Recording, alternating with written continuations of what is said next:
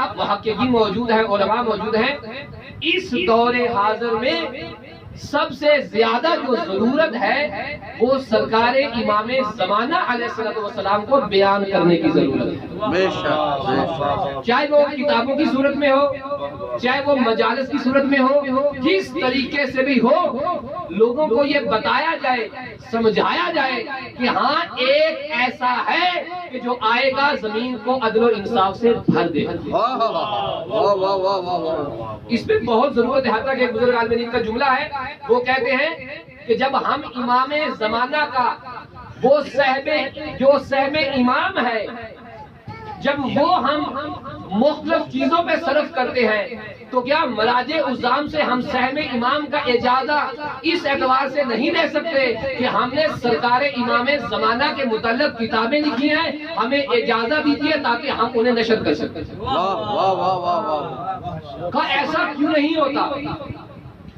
لہذا امام زمانہ علیہ السلام کی تبلیغ میں نہیں کر رہا، میں تو اپنے آپ کو سمجھا رہا ہوں، معلوم صاحب بس 3-4 منٹ اور آپ کو زمان دوں گا، لیکن یہ باتیں بہرحال مجھے لگی ہیں کہ یہ ہونی چاہیے تھی۔ بسم اللہ بسم اللہ۔ گزار کر دیا ایک توجہ بھائی صلوات بر محمد و آل محمد۔ اللہم صلی علی محمد و آل محمد۔ بہت سارے پہلو موجود ہیں، حتیٰ کہ اگر آپ سرکار امام زمانہ علیہ السلام کی ولادت کے موضوع کو لے لیں تو سرکار حجت دوران کی ولادت کا موضوع ہی انتہائی دردناک ہے،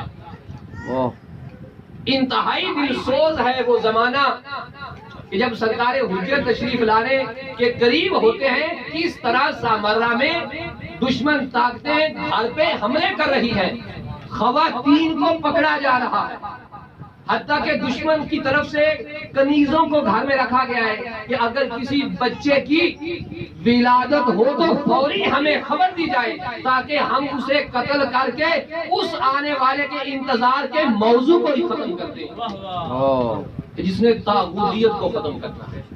اور یہ جملہ میں بڑی ذمہ داری سے کہہ رہا ہوں کہ سرکار امام زمانہ علیہ السلام کی ولادت سے چند ماہ پہلے اور آپ کی ولادت کے بعد جب تک سرکار امام حسن عسکری زندہ رہتے ہیں، مسلسل جناب سیدہ نرجس خاتون اور امام زمانہ علیہ السلام سرداب میں رکھے گئے، اور بعض روایت کے مطابق ہے یا سرداب میں رہتے تھے یا جناب حضرت جبریل اپنے پروں پہ بٹھا کر آسمانوں کی سیر پہ لے جایا کرتے۔ واہ واہ واہ واہ واہ واہ۔ کیوں کہ مسلسل مخبریاں ہو رہی ہیں، مسلسل چھاپے ڈالے جا رہے ہیں تاکہ وہ فرد ملے اور اسے قتل کر دی جائے۔ بالکل میں ایک جملہ اور کہوں اور گفتگو کو آگے لے چلوں۔ بسم اللہ بسم جب اللہ سرکار امام حسن عسکری رخصت ہوتے ہیں اس سے پہلے متعدد مرتبہ سرکار حسن عسکری کو گرفتار کیا گیا، آپ مجھ سے بہتر جانتے ہیں، اور الگ طرح کا آپ پہ ظلم کیا گیا، صرف یہ پوچھنے کے لیے بتا کہ اس بچے کی ولادت ہوئی ہے یا نہیں۔ اور شاید اس وجہ سے بھی دشمن چاہ رہا تھا کہ اتنی سختی کی جائے امام حسن عسکری علیہ السلام پر تاکہ وہ بچے کے دنیا میں آنے کے کوئی اسباب ہی نہ بچے۔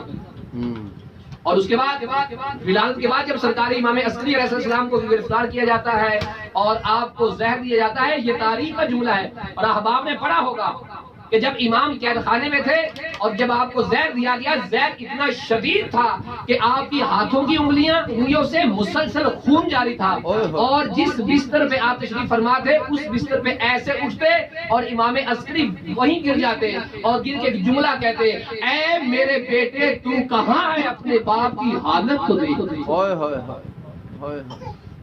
اور اس کے بعد جب سرکار کا جنازہ پڑھایا جاتا ہے، یہ میں معذرت کے ساتھ تبلیغ نہیں کر رہا، بس یہ درد تھا جو میں بسم اللہ بسم اللہ سے کسی کے دل پہ ناگوار گزر میں معذرت چاہوں گا۔ محمد و آل محمد صلوات۔ اللہم صلی علی محمد و آل محمد۔ اب جب سرکار کا جنازہ تیار کر دیا جاتا ہے، آپ مجھ سے بہتر جانتے ہیں کہ صفیں بن چکی تھی، دشمن چاروں طرف پھیلے ہوئے تھے کہ اس کا جو جنازہ پڑھانے آئے گا وہی اس کا وارث ہے۔ جب جعفر طواب کہیں یا قذاب کہیں، آپ لوگ تاریخ جانتے ہیں، جب وہ آگے بڑھا اسی صف میں سرکار امام زمان موجود تھے اور روایت کا جملہ ہے کہ امام نے ابا کا دامن ایسے لیا ہوا تھا اور رو رہے تھے اور رو کر کہہ رہے تھے کہ اے بابا میں کتنا مظلوم اور غریب ہوں، میرے سامنے آپ کا جنازہ ہے اور میں آگے نہیں بڑھ رہا۔ ہائے اور جب وہ شخص جنازہ پڑھانے لگا کہ جس کی امامت کا ایک جھوٹا دعویٰ بھی تاریخ میں موجود ہے، پھر امام نے کہا پیچھے ہٹ، اس کا وارث میں موجود ہوں۔ امام زمانہ کے موضوع پر مسلسل گفتگو کی جائے، کتابیں لکھی جائے، مقالے لکھے جائے، حتیٰ کہ ایت اللہ جناب مدنی رضوان اللہ تعالیٰ علیہ مسجد میں نماز پڑھاتے ہیں اور نماز پڑھانے کے بعد جب عشاء کی نماز ختم ہوتی ہے تو اچانک سے گریا کرتے ہیں۔ لوگ کہتے ہیں اغاجان کیا ہوا، کیوں گریا فرما رہے ہیں؟ کہا ابھی میری آنکھوں کے سامنے سرکار حجت آئے تھے اور رو رہے تھے۔ میں نے کہا آقا اس رونے کی وجہ کیا ہے؟ فرمایا مدنی دیکھو یہ نماز پڑھ کے چلے گئے لیکن انہوں نے میرے ظہور کی دعا کیوں نہیں؟ کیا یہ نہیں چاہتے کہ ان کے امام آ جائے؟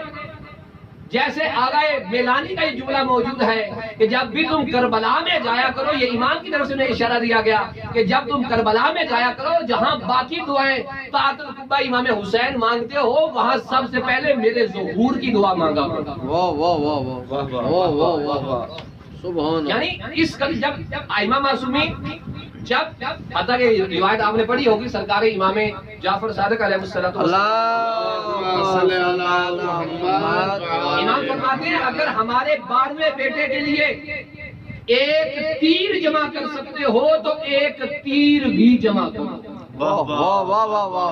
تمہارا ایک تیر جمع کرنا تمہیں امام زمانہ کے انصار و عوام میں شامل کر لے گا۔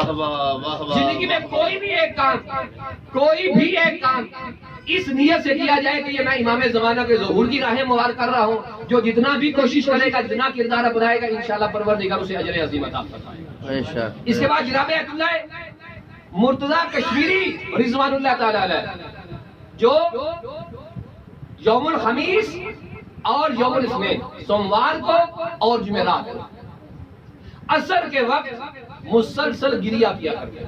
ابراہیم صاحب ایک روایت پڑھ رہے تھے، میں اسی کو مکمل کر رہا ہوں۔ ماشاءاللہ ماشاءاللہ مسلسل گریا کرتے جمعرات اور سوموار والے دن۔ کس ٹائم؟ عصر کے وقت۔ جب اس سید سے پوچھا گیا، یہ بہت بڑی روحانی شخصیت ہے، عرفانی شخصیت ہے جناب مرتضیٰ کشمیری جو ہے، کہ آپ ان 2 دنوں میں اس وقت گریا کیوں کرتے ہیں؟ کہا اس لیے کرتا ہوں کیونکہ وقت کا امام کر رہا ہوں۔ واہ واہ واہ واہ واہ واہ واہ واہ واہ۔ کہا وہ کیسے؟ کہا ہفتے میں 2 دن ایسے ہیں کہ جب شیعوں کے اعمال امام زمانہ کے حضور پیش کیے جاتے ہیں۔ ایک یوم الخمیس کو، ایک یوم الاثنین کو، سوموار اور جمعرات کو عصر کے وقت جب امام وہ اعمال پڑھتے ہیں تو امام گریا کرنا شروع کرتے کہ ان کی امید تم سے نہیں تھی جو تم کر کے بھیج رہے۔ میں گریا اس لیے کر رہا ہوں کیونکہ وقت کا امام کا